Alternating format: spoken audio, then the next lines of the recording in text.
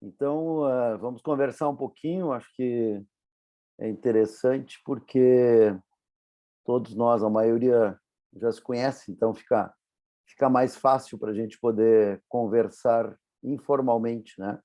Então, vou fazer uma apresentação sobre a cirurgia da doença do refluxo, né? Vamos conversar sobre isso. Eu pretendo fazer uma apresentação e depois a gente abre para questionamentos e a gente pode também discutir algumas coisas sobre indicação, tratamento, né? Podemos começar, então, conversando claramente e informalmente também sobre isso. Então, vamos começar pela anatomia da junção esôfago-gástrica, né? Que ela se caracteriza, então, por uma proximidade aqui junto do diafragma, dos pilares diafragmáticos, e essa junção ela é caracterizada ali pela linha Z, que é a diferenciação entre a mucosa esofágica com a gástrica, né? E é muito importante a gente ter essa diferenciação aí, para poder definir, tanto no aspecto endoscópico quanto, muitas vezes, radiológico, a definição de o que é uma alteração desta anatomia. E o que a gente pode classificar como uma doença do refluxo, né? Ela é definida como um refluxo patológico de conteúdo gástrico através do esfíncter esofagiano inferior, causando sintomas ou alterações histopatológicas secundárias à ação do ácido na mucosa esofágica. Nós fomos analisar a fisiopatologia, é um relaxamento inadequado do esfíncter esofágico inferior, que é o mais comum, e um tônus do esfíncter esofagiano inferior mais baixo. E também uma desestruturação anatômica da junção esôfago-gástrica, muitas vezes caracterizada pela migração da junção esôfago-gástrica para dentro do tórax, e muitas vezes grande parte do órgão. Uma agressão repetida à mucosa, causando inflamação, edema e ulcerações, então levando à esofagite. A estenose esofágica, que é secundária à ação dessa esofagite péptica. E o esôfago de Barrett, que é um capítulo à parte, porque ele tem toda uma fisiopatologia específica, de origem específica e que exige um tratamento também específico, que a gente também vai falar logo adiante. Não sei o que houve aqui.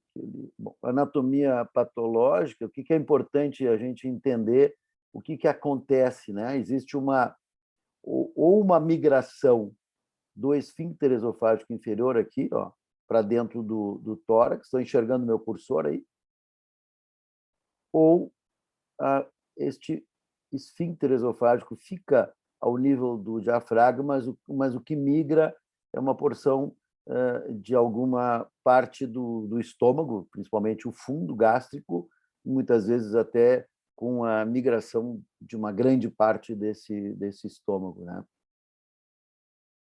O que a gente pode classificar, então, de hérnia hiatal, né? Tipo 1, 2, 3 e 4, e que se percebe que 95% é tipo 1, isto é, a junção esôfago-gástrica migra para o tórax, e isso acaba predispondo a refluxo gastroesofágico, porque muda a pressão e este esfíncter também muda a sua pressão e diminui a pressão e acaba causando esse refluxo gastroesofágico.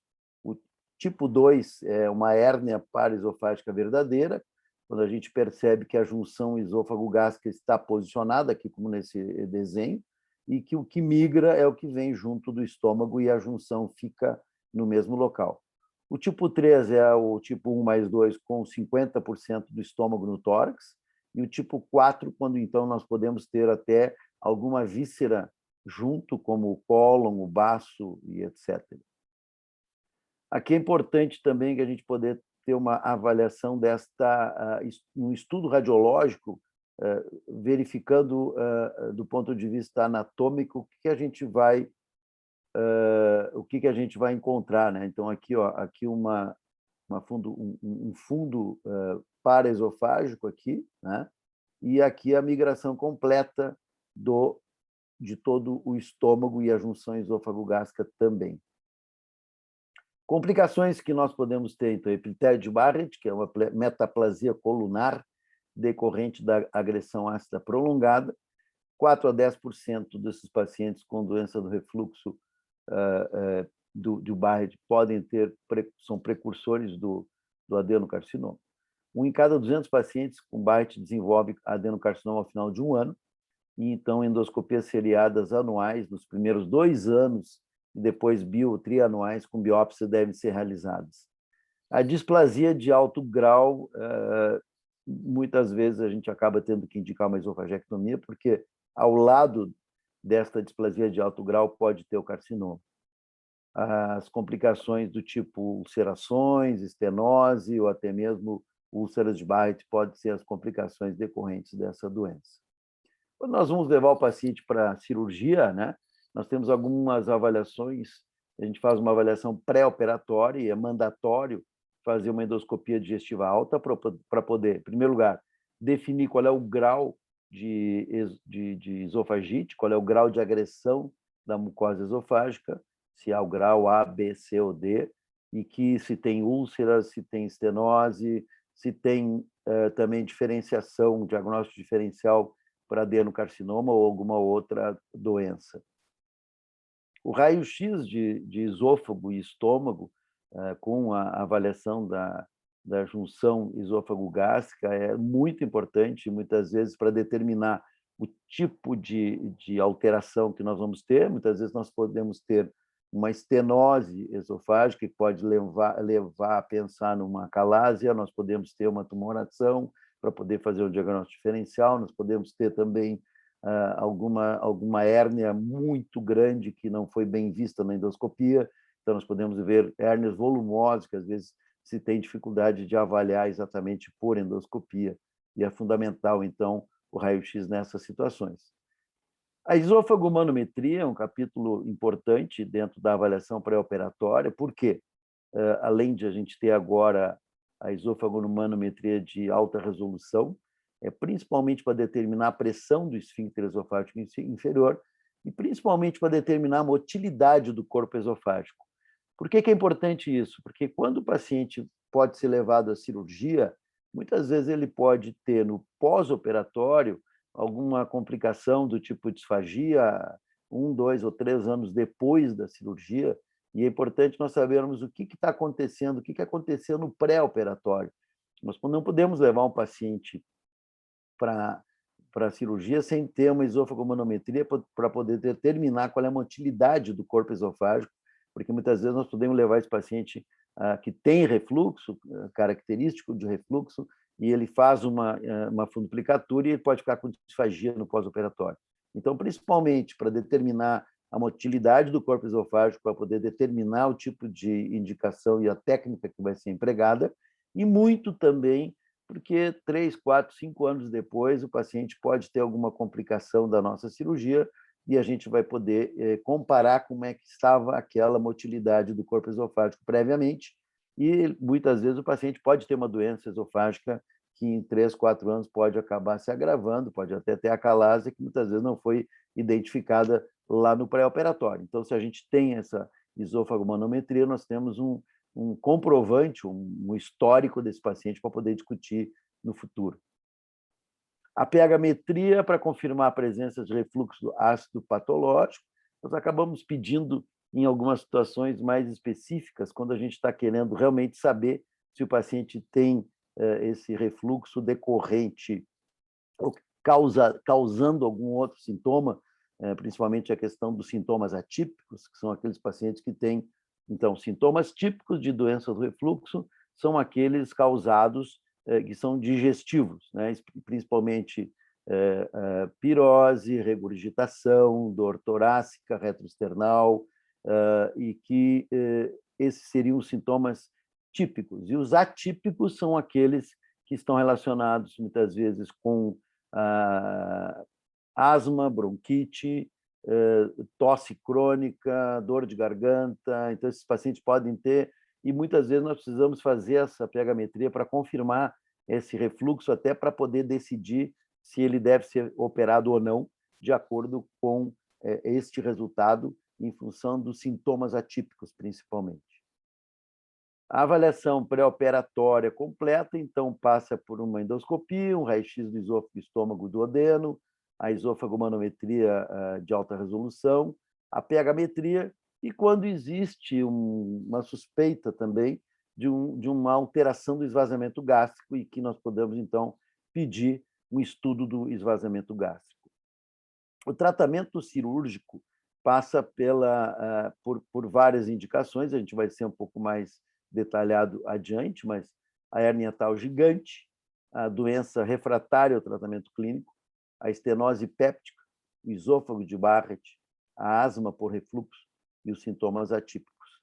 E nós podemos ter, de tipos técnicas cirúrgicas, nós temos a funduplicatura de Nissen, que seria a funduplicatura total, e nós podemos ter funduplicaturas parciais, anteriores, posteriores, ou até o Belsey Mark IV, que é por toracoscopia. Mas hoje a gente tem preferência sempre por indicar a cirurgia laparoscópica. Então, agora analisando quando é que a gente indica a cirurgia, né?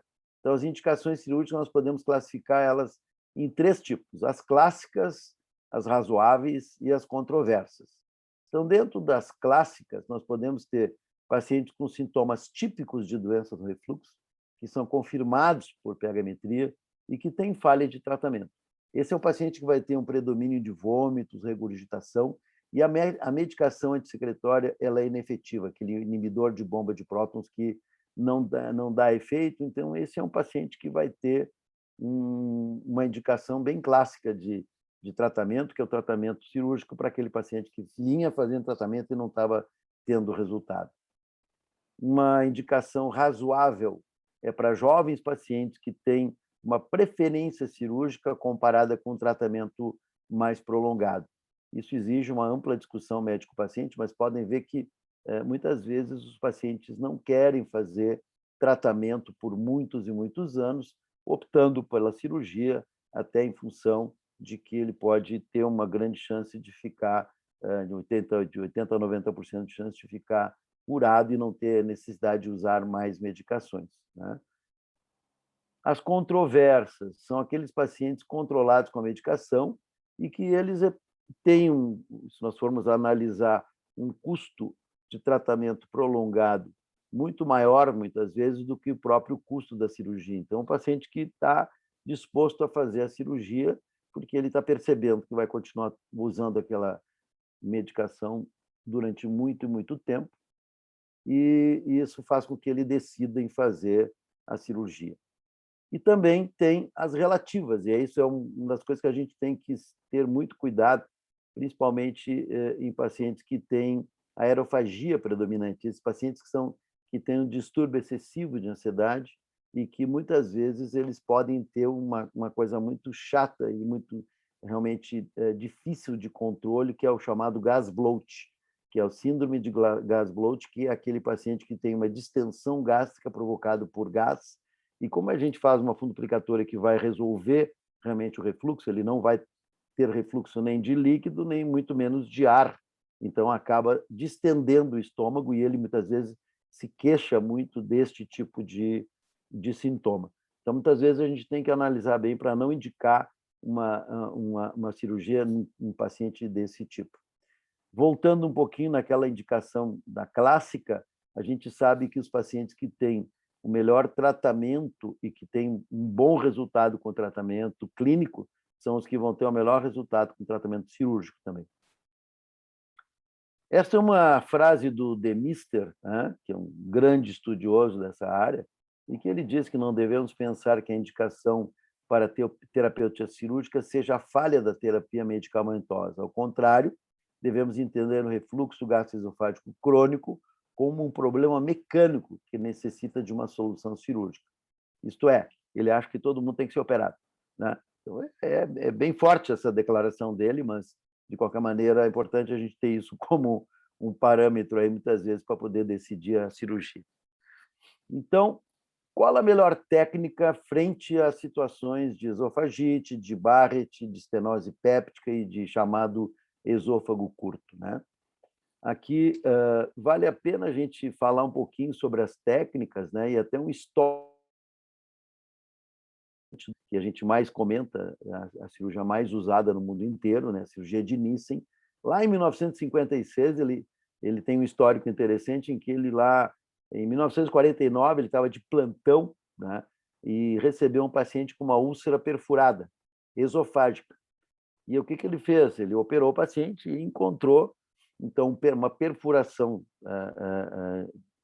provocada pela úlcera esofágica, secundária a uma doença grave de esofagite, e ele suturou aquela úlcera e fez um PET, né, de serosa e cobriu aquela área com o fundo gástrico. O que ele percebeu é que esse paciente melhorou muito dos seus sintomas. Então, a partir daí, ele começou a estudar, ir lá começou a fazer os primeiros casos, indicando, né?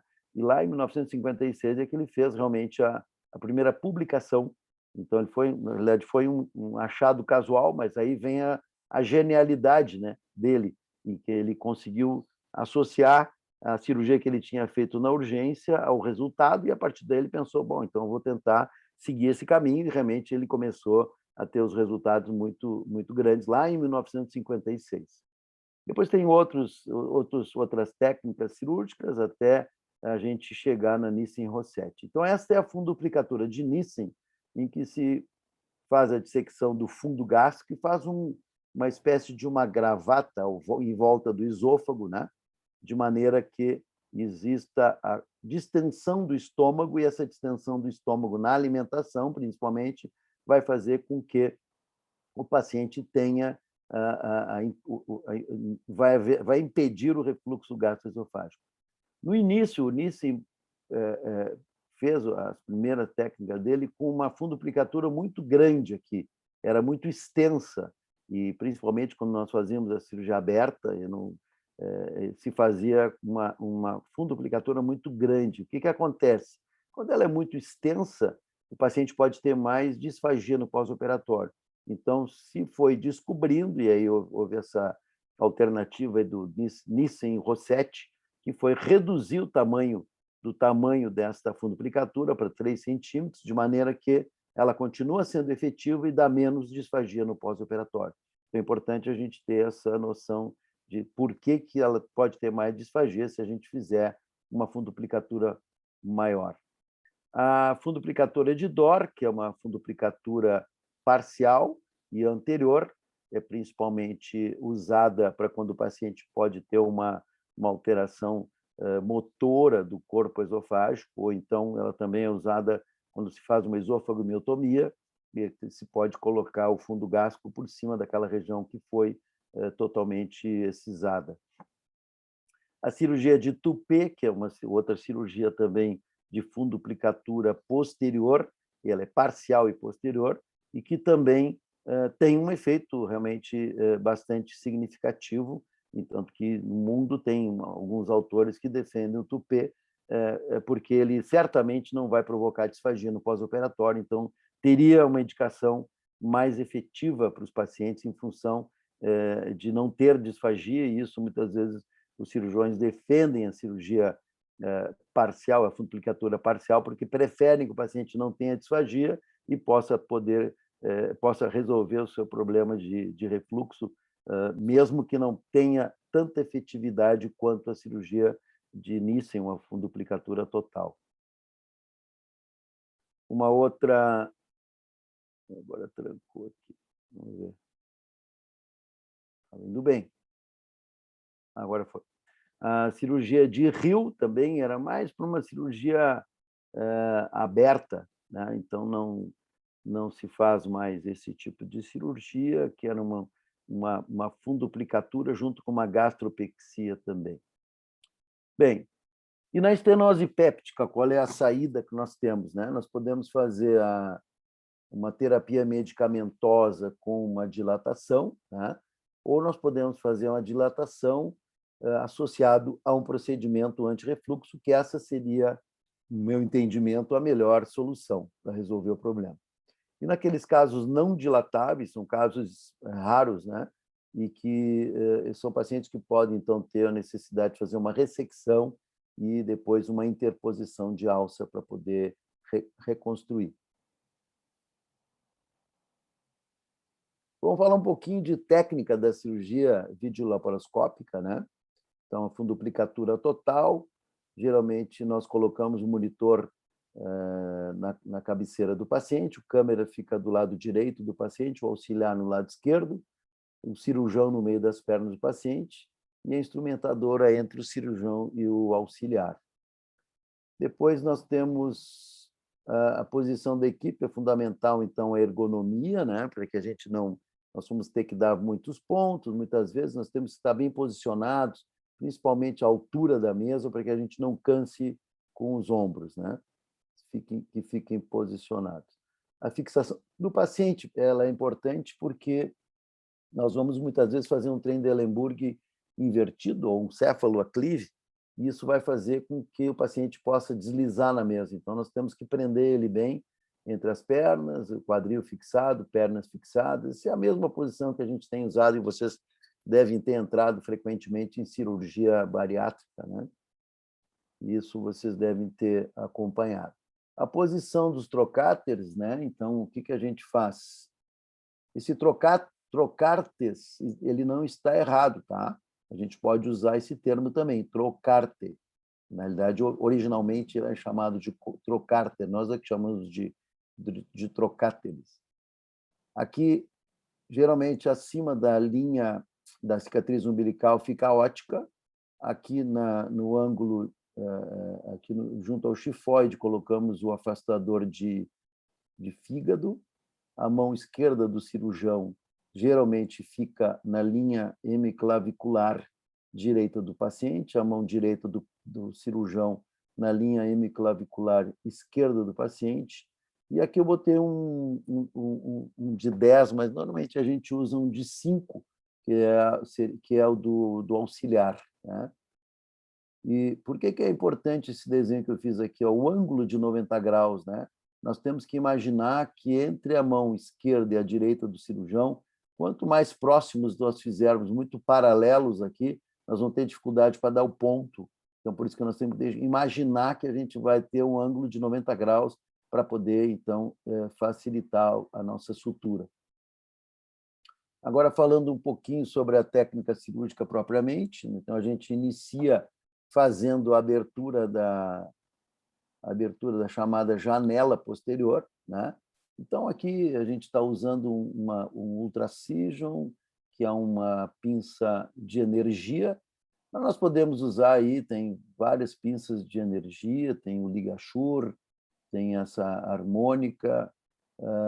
Podemos usar também, se quisermos, aí no SUS a gente não tem essa alternativa, então a gente usa cautério bipolar e monopolar. Aí a Maiara e o Bravo e o José Bravo já estão sabendo disso tudo há muito tempo, né? Então, dentro do possível, a gente vai fazendo o que a gente tem à mão. E claro que depois que a gente começa a usar a tesoura com energia, a gente é muito mais tranquila a cirurgia. Agora, vocês estão vendo que está sendo formada a janela posterior. Aqui vocês estão vendo então o pilar, né, já sendo dissecado aqui. E aqui nós já estamos conseguindo ir para o outro lado. Já vejam que se consegue ter uma visão já do fundo gástrico lá adiante. Então, a gente vai completando aqui essa janela posterior, que é por onde vai passar a nossa funduplicatura, né? Vai passar o fundo gástrico ali. Então, aqui a gente dissecando o hiato, e existe uma tendência natural, pela posição que o cirurgião fica entre as pernas, de fazer muitas vezes uma ligadura e entrar no mediastino. Agora dá para ver, aqui a gente já tenta sempre procurar o nervo vago, né? Então, se estão dissecando, a gente está encontrando ele ali, bem definido, nervo vago posterior, que ele é bem mais calibroso do que o anterior. O anterior, muitas vezes, a gente não encontra, aqui a gente está procurando e parece estar localizado aí. Então, o nervo vago anterior. Isso é importante a gente, quando faz uma cirurgia desse tipo, não lesar esses nervinhos aí. Bom, feito isso, agora nós vamos localizar onde é que está a abertura do diafragma, né? E quanto que está feita essa abertura, ó.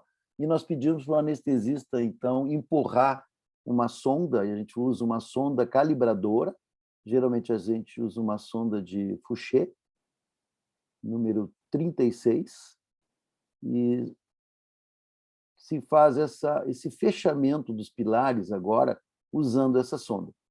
Nós, aqui no nosso serviço, empregamos sempre, talvez até por influência minha mesmo, ao longo desses anos todos aí, eu prefiro que o paciente não corra risco nenhum de ficar com disfagia aí por ficar apertado. Então, eu prefiro que ele use a sonda calibradora e a gente vai ter muita segurança para evitar a disfagia no pós-operatório.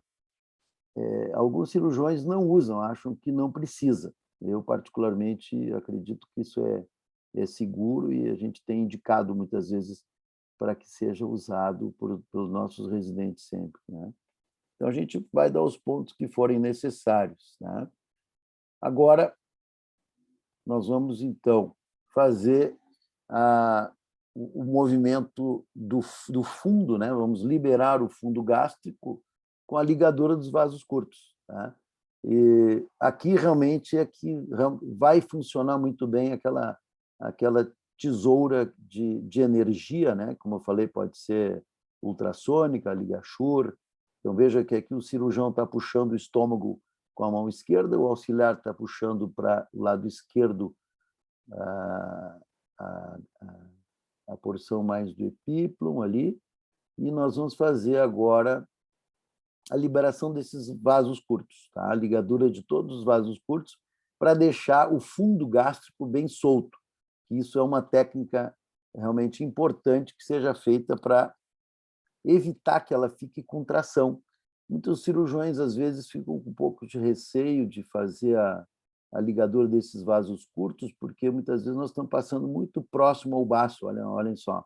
Realmente são curtos mesmo, né, esses vasos, e a gente corre o risco de ter alguma lesão. Evidentemente, existe essa lesão, mas com o cuidado que a gente tem e fazendo sempre com uma visão direta, como a gente tem feito, a gente, felizmente, não tem tido esse problema, né? Mas por que é importante isso? Porque nós vamos deixar esse fundo bem livre, bem solto para passar por trás do esôfago e não vai deixar nenhuma tensão na funduplicatura, que é um dos fatores para que essa funduplicatura rompa, né? Se ela ficar o tempo inteiro tracionada, ela pode desgarrar e pode abrir e desfazer. Então, aqui vocês estão vendo a ligadura dos últimos vasos para que a gente possa ter esse fundo completamente livre, né? Então, acho que nossos residentes aí são os heróis aí de conseguir fazer essa cirurgia toda usando o cautério monopolar, que realmente é possível ser feita, mas é muito mais difícil, né? Realmente é bem mais trabalhoso usar o cautério bipolar e depois o monopolar para soltar esses vasos todos. E aqui ainda vejam que ainda sobrou algum vaso curto aqui para ser solto, e aí a gente então consegue ter essa liberação aí completa, e essa liberação tem que ir até o pilar esquerdo, né? Vejam, ó, a gente já está fazendo uma dissecção, ó, já dá para ver o limite ali entre o esôfago e o pilar, de maneira que a gente possa ter isso tudo completamente livre. Agora nós vamos fazer a passagem do fundo gástrico por trás do esôfago, como está sendo descrito aqui, ó.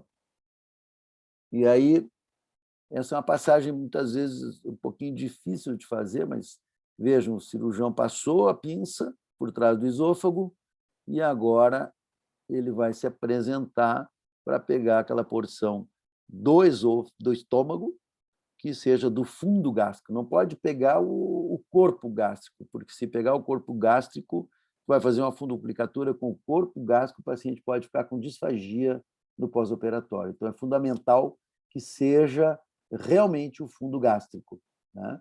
Isso é muito importante na hora que a gente está fazendo a cirurgia. Vejam que ficou bem frouxo, ó. O fundo está bem frouxo, né?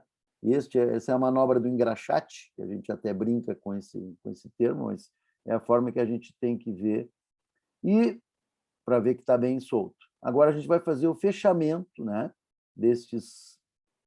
vai fazer uma aproximação dessas duas partes do estômago, fixando, pegando também, passando a agulha pelo esôfago. Por que isso? Para evitar que a nossa funduplicatura possa migrar, que é o chamado Sleep Nissen.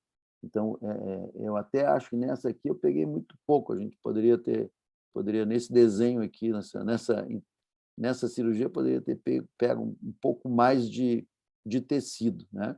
E agora a gente vê que essa aproximação ela vai ficar fixa logo acima da junção esôfago-gástrica. Isso também é uma coisa muito importante. Essa funduplicatura ela tem que ser anterior e acima da junção esôfago-gástrica para ela poder ser efetiva. Também não pode ser abaixo da junção, porque ela pode causar disfagia no pós-operatório. E também pode haver uma rotação se a gente pegar o corpo do estômago, né? Então, é importante a gente ter isso como um parâmetro muito importante. Vejam que, agora, se soltando tudo, esse fundo está bem solto. Ó. Então, a gente percebe que não existe tração e agora se continua dando pontos até completar pelo menos os 3 centímetros. Né? Então, eu progredi um pouquinho mais aqui. Aqui a funduplicatura completa, né? E eu estou passando até uma outra pinça por trás aí, só para ver se ela ficou frouxa mesmo, né? E aqui dá para se observar realmente como é que ficou o resultado final. Bom, uma situação que a gente tem que ter muito cuidado é a preservação do ramo hepático do vago, né? Então, aqui vocês podem ver ele, né? Então, ele atrapalha realmente a cirurgia, ó, este ramo passando ali, ele atrapalha, ele incomoda, né? Mas nós, de preferência, tentamos salvar ele, porque é um nervinho que vai provocar depois, se a gente lesar, o paciente pode ter colitise, né? Agora, a ligadura dos vasos curtos é a pergunta, se deve ser isso. Se discutia muito antigamente sobre isso, ligados vasos curtos ou não. Hoje, à medida que os cirurgiões foram ficando mais experientes e fazendo cirurgias mais avançadas, então se percebeu que deve ser feita a ligadura dos vasos curtos na maioria das vezes para evitar essa tração que possa ficar. Bom, vamos ver se eu consigo mostrar agora uma cirurgia robótica. Vocês estão conseguindo, ninguém falar nada aí, espero que estejam enxergando bem aí, né? Estamos, professor. Então tá bom. Ainda. Tá bom. Ó, então, vocês viram lá em cima a abertura do diafragma, a gente começa na cirurgia robótica do mesmo modo como a gente inicia na laparoscópica, né? Liberando entre o pilar e aquela gordurinha. Vocês vejam que o cirurgião está dissecando exatamente entre aquela porção, ó, tirando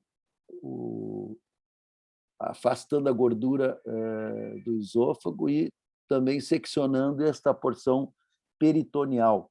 Ó, se faz a abertura, então, peritoneal, para que se possa ter uma dissecção completa dessa região. Agora a gente está indo para o outro lado, né?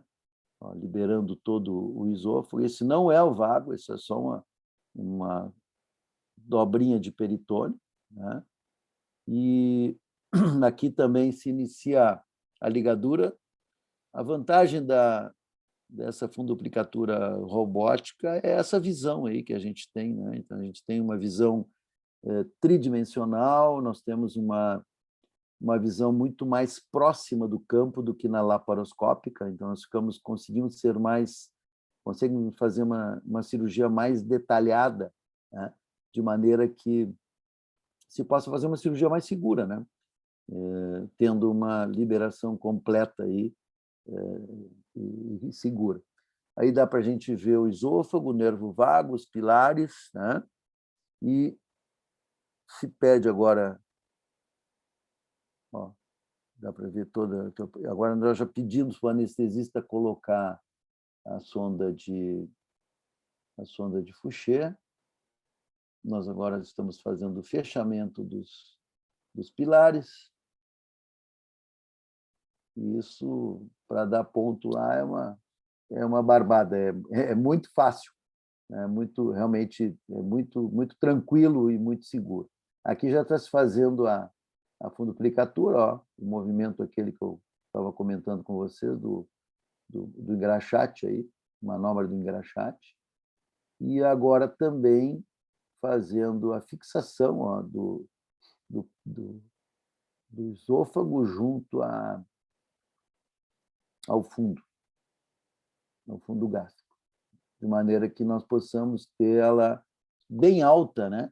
Acima da junção esôfago-gástrica. Agora a gente consegue aproximar bem, então é uma cirurgia com uma visualização realmente muito interessante, muito boa. Tem que agradecer ao José Bravo, aí, que me ajudou a fazer esse vídeo aí também.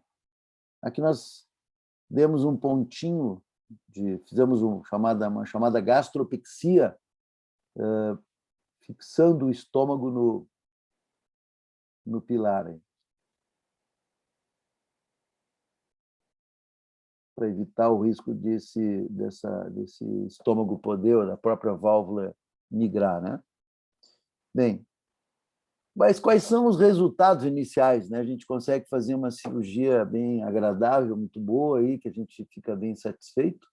Então, se a gente for analisar os primeiros trabalhos, aí, desde lá de 1986, o Demister fez a avaliação em 10 anos, ela foi efetiva em 91% das vezes. O da Alemanha mostrou lá em 10 anos os resultados de 89,5%. O sucesso da fundoplicatura aqui com o John Hunter em 2007, 93%, depois de 11 anos. E a falha que o Pellegrini descreve em 5 anos, de 2 a 7%. E por que acontece essa falha, né? Geralmente são pacientes que podem ter uma ruptura dos pilares ou a migração da válvula, e o paciente pode, então, ter sintomas de refluxo recorrentes, ou podem ter complicações do tipo obstrução esofágica, né?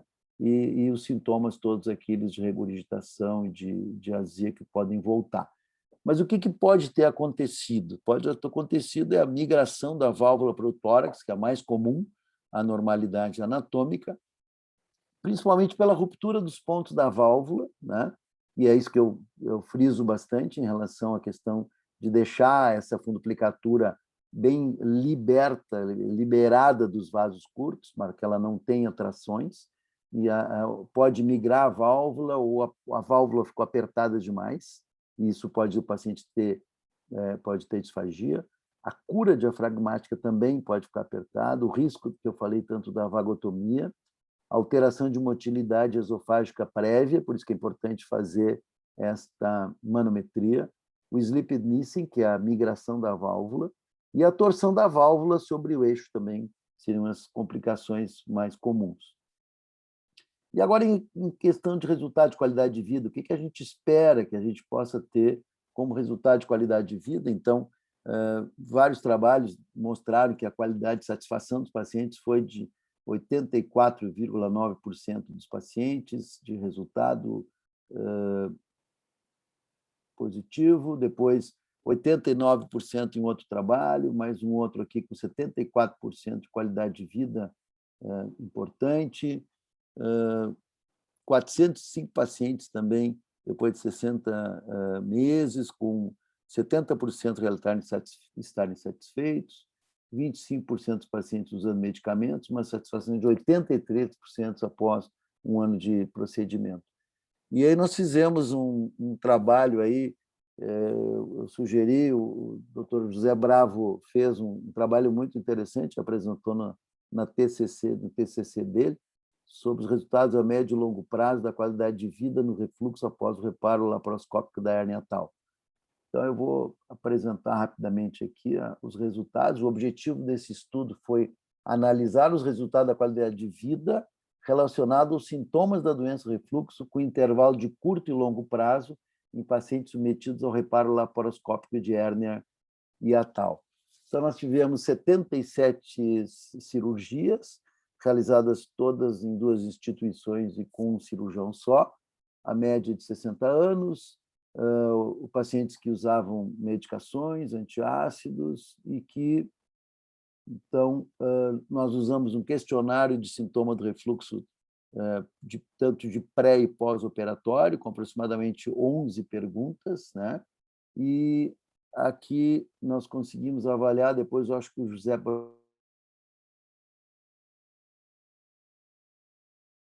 os sintomas de prevalência de pré- e pós-operatório, quanto que incomoda a sua azia, sente azia quando está deitado, os resultados, então, sobre os sintomas que esse paciente tinha, né, no pré-operatório e depois da cirurgia. E é impressionante que os resultados, eles tinham em torno de 70% estavam muito incapacitados ou insatisfeitos, e tiveram 84,2% de satisfação, muito satisfeitos depois da cirurgia. 75% deixaram de tomar o inibidor de pomba de próprio, desses 89,5%. E se a gente for analisar os resultados da literatura, né, em que se encontra a literatura em torno de 80% de resultado de qualidade de vida, então taxa de cura de 87%, e nós encontramos aqui 84% dos pacientes estavam satisfeitos com a cirurgia. Então, a nossa conclusão, então, que o nosso questionário foi aplicado em intervalo de curto e longo prazo e que determinou uma melhor qualidade de vida nos pacientes submetidos à cirurgia. Os pacientes com sintomas extraesofágicos, apesar de terem uma boa resposta nos sintomas, não tiveram uma resposta significativa da doença do refluxo. Aqui, trabalhos mais recentes, né, mostrando também, principalmente, o Attila Changes, que é um chileno que trabalha muito, estuda muito, fez uma análise de 15 anos com 150 pacientes, e ele teve um resultado aqui de 80% de melhora dos sintomas, tanto endoscópico, histológico e funcional, e com o resultado da funduplicatura de Nissen, né? Então, a nossa conclusão é que a funduplicatura Nissen laparoscópica ela produz um controle dos sintomas em 80% dos pacientes depois de cirurgia, tanto a longo prazo quanto curto prazo, confirmados com estudos funcionais endoscópicos e histológicos. Basicamente, era isso que eu tinha. Acho que o José Bravo, se quiser apresentar alguma coisa aí, Bravo. Estão me ouvindo? Oi, professor. Sim, estou Muito ouvindo. bom, professor. É. Fala aí, Rosé. Muito boa, professor. Muito boa apresentação.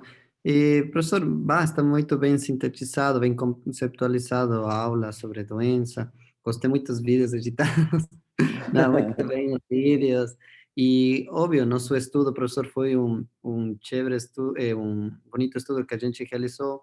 Como o senhor fez, é só um cirurgião que fez, então a gente acaba ficando com os dados mais certos.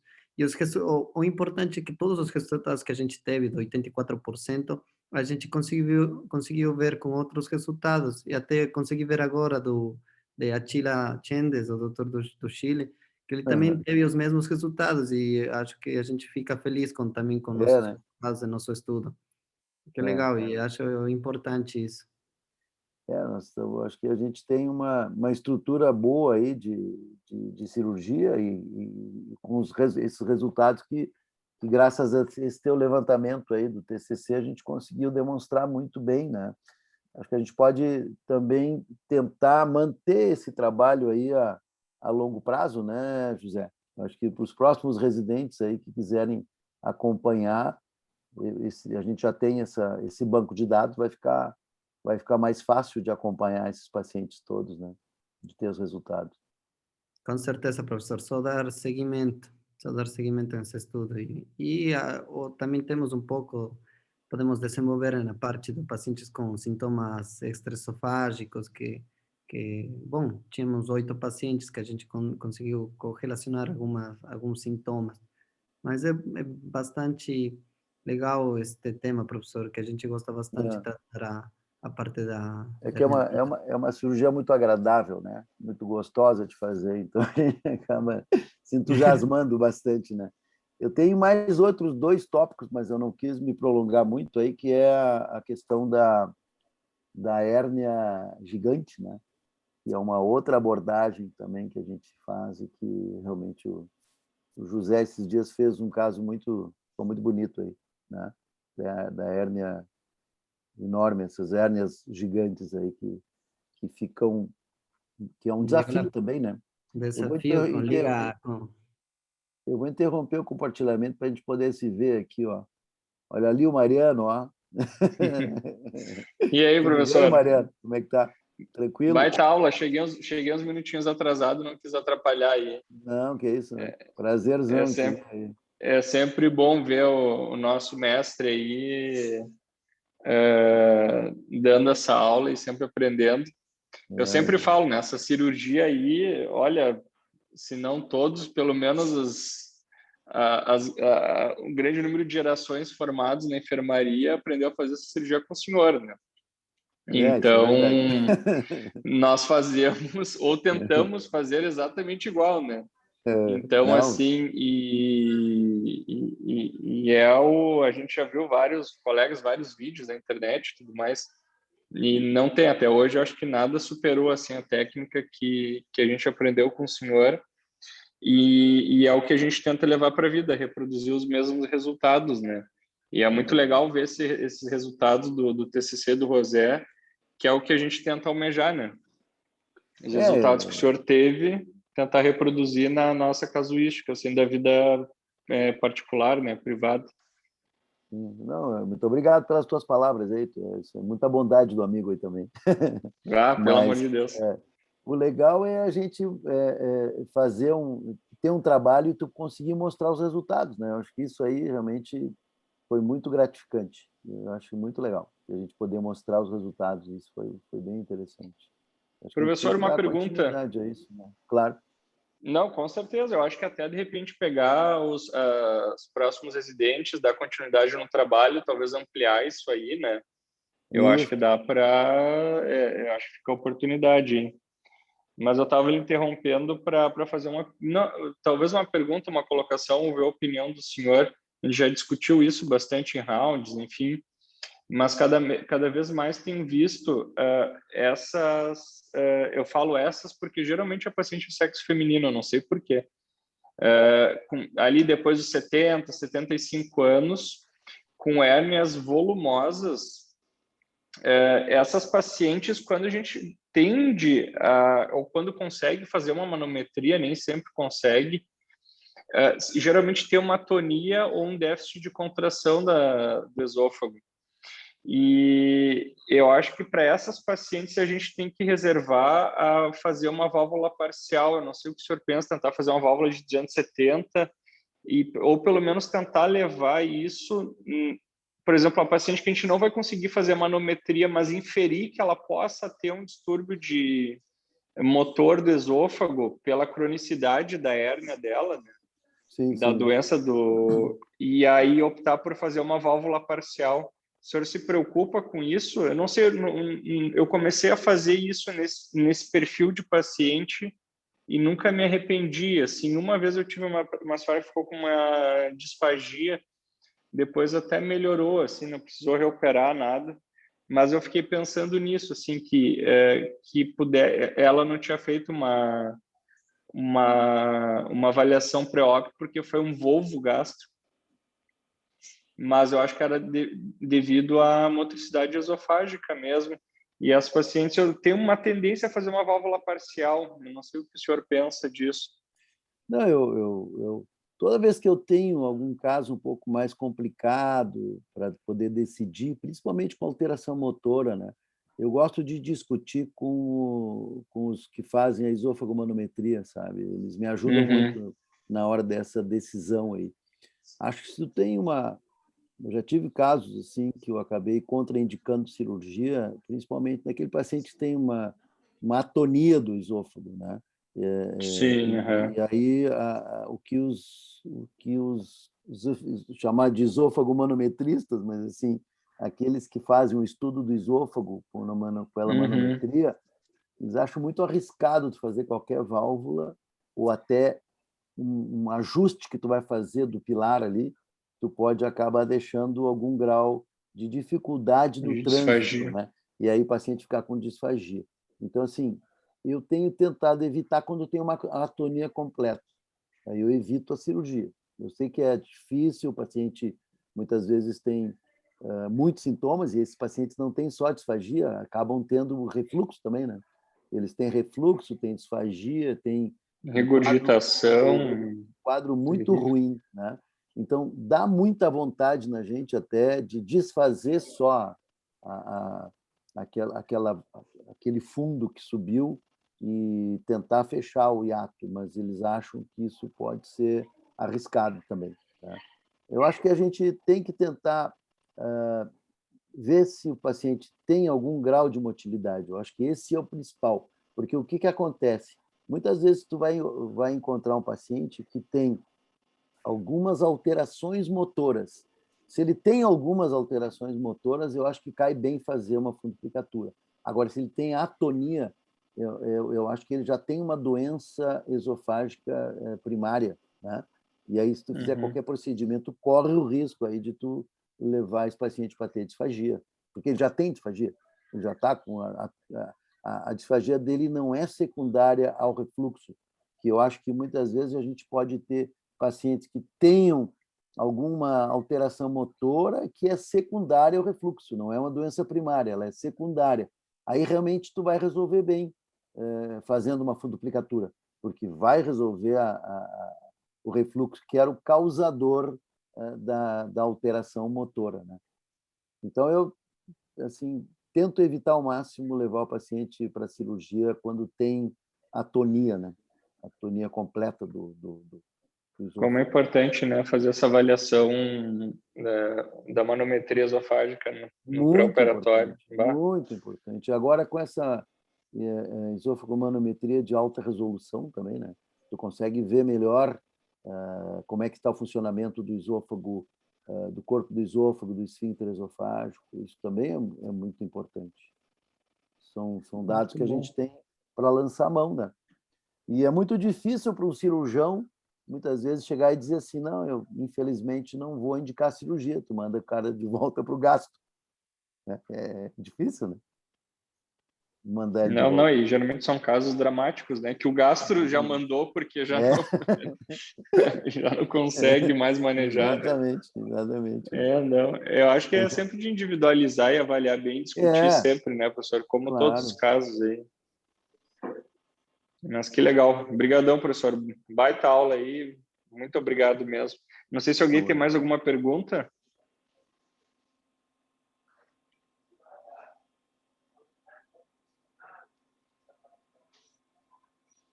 Olha o Silvio aí também está aí, ó. Oi, professor. Tudo bem? Tranquilo? Tudo bem. Muito boa aula do senhor, professor. Muito completa. Tá? Muito obrigado. Muito boa mesmo. Mayara está ali na lida. Eu vi a Mayara ali, ó. Estou na lida, mas não perdi a aula. Essa aula aí é imperdível. Guria. O professor é o nosso guru dessa cirurgia. Não, estamos aí, né? Estamos juntos, sabe? Dessa e de outras, né? Mas nos marca muito essa aí, né? Como essa aí marca, assim... não sei, eu acho que é a mais bonita fundoplicatura assim, que a gente vê ao redor aí. A impressão que me dá é o seguinte, não sei se vocês vão dizer se eu estou certo ou não. O cirurgião laparoscópico, ele faz vesícula, faz cirurgias mais complexas, exploração de via biliar, faz algumas coisas maiores. Quando ele vence essa etapa da correção da hernia de hiato e fundoplicatura, parece que ele passa para um outro patamar, sabe? Ele parece que é um divisor de águas. Então, isso eu acho que é uma coisa que marca, principalmente porque quando tu te sente capaz de fazer uma cirurgia deste porte, que é uma cirurgia avançada, que tem os resultados que tu consegue fazer com segurança, ela é uma eu acho que é um upgrade, sabe? Eu acho que a partir dali parece que tu já começa a te sentir mais confiante para galgar cirurgias mais complexas, né? Eu acho que sim, eu concordo. Em gastrectomias, gastroplastias, né, da obesidade, que a gente faz bastante.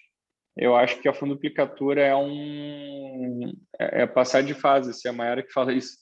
Passar de fase, e porque é uma cirurgia com uma dissecção bem delicada, tem sutura, posicionamento de equipe, é uma cirurgia mais complexa, com certeza, e eu concordo totalmente. Eu acho que ela é um passaporte assim para outras cirurgias maiores, com certeza. Beleza. Concordo totalmente. Acho que é Obrigadão, isso, professor. então, meus amigos. Foi um prazer Muito aí obrigado poder aí. compartilhar Muito com obrigado, vocês professor. aí. Obrigada, professor. Eu que agradeço a Professor. atenção de me ouvirem aí também. Oh, por favor, obrigadão. Uma boa noite para Uma boa vocês aí. noite. Boa Tudo de noite, bom. professor. Até breve. Boa noite. Tchau, tchau. Boa noite, Tchazão. Tudo professor. de Tchau. bom. Tchazão.